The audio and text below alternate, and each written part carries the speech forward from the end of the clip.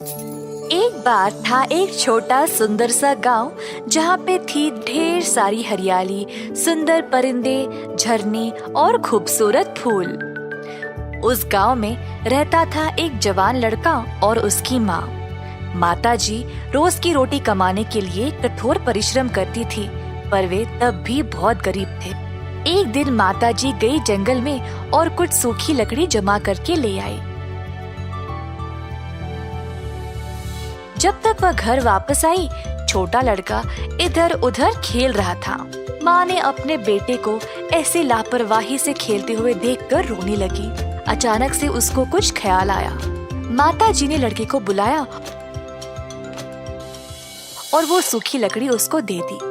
फिर उसने अपने बेटे को लकड़ी बेच के कुछ खाने के लिए लाने को कहा।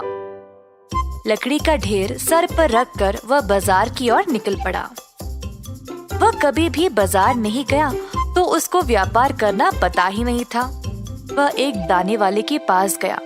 लड़के ने सब कुछ देखा और अचानक उसकी नजर एक चमकीले बीज पर पड़ी। लड़का सोचने लगा कि यह बीज चमक क्यों रहा था।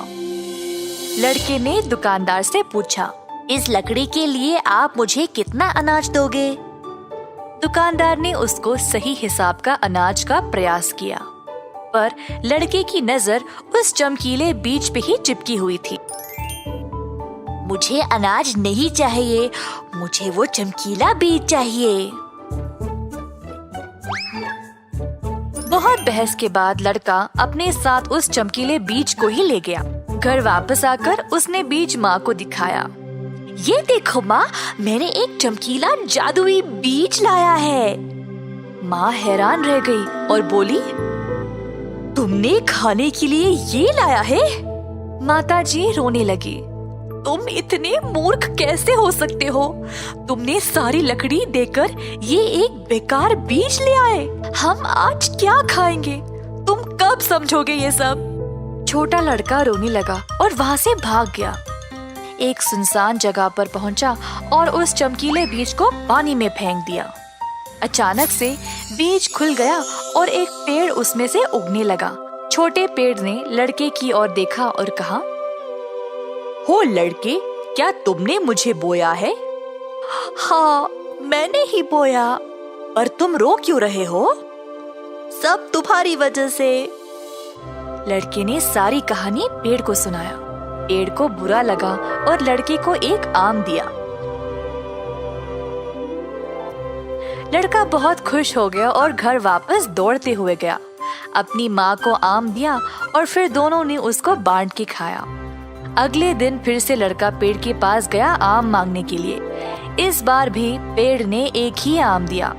लड़का लालची बन गया और आम मांगने लगा। पेड़ ने कहा, बच्चे, मैं एक जादुई पेड़ तो हूँ, पर मुझ पे एक श्राप है। मैं तुम्हें एक आम से ज्यादा नहीं दे सकता। मैं भी तुम्हारी मदद करना चाहता हूँ, पर नहीं कर सकता। फिर से अगले दिन लड़का पेड़ के पास गया और मांगने के लिए, परंतु पेड़ ने वही जवाब दिया। लड़के ने पूछा, क्या आपके पास और कोई जादुई शक्ति है? नहीं, पर मैं एक काम कर सकता हूँ। मेरे पास कुछ लकड़ी है जो मैं तुम्हें दे सकता हूँ। तुम लकड़ी का इस्तेमाल करके एक अच्छा घर बना सकते हो, पर एक शर्त पर। मेरे लकड़ी देने के बाद तुम मुझसे एक भी डाली नहीं काट सकते और काटने की सोच भी नहीं सकते, एक भी नहीं। अगर तुम ऐसा करोगे तो तुम्हें बहुत महंगा पड़ेगा और फिर मैं तुम्हें उससे नहीं बचा पाऊंगा। मुझसे वादा करो कि तुम ऐसा कभी नहीं करोगे। लड़के ने पेड़ को वचन दिया और खुशी से लकड़ी अपने घर ले गया माँ को दिखाने। माँ, मैं एक घर बना सकता हूँ हमारे लिए, बोला लड़का उत्साहित होकर। कई हफ्ते बीत गए और लड़के ने एक अच्छा सा छोटा सा मकान बनाया। लड़के को खुद पर बहुत गर्व था और अचानक से वह लालची बन गया। क्यों ना इस घर को और बड़ा बनाया जाए, फिर कल को इस मकान की कीमत बहुत होगी।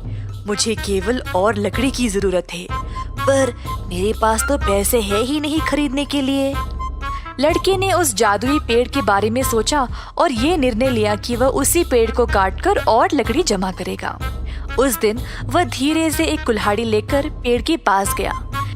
पेड़ ने लड़के को देखा और कहा, तुम इधर वापस क्यों आए? तुम अपना वचन तोड़ने वाले हो? जी हाँ, मेरे पास अब बड़ी योजनाएं हैं और मैं कोई बेकार श्राप से नहीं डरता। मुझे क्या होगा? मैंने तो कुछ गलत किया ही नहीं।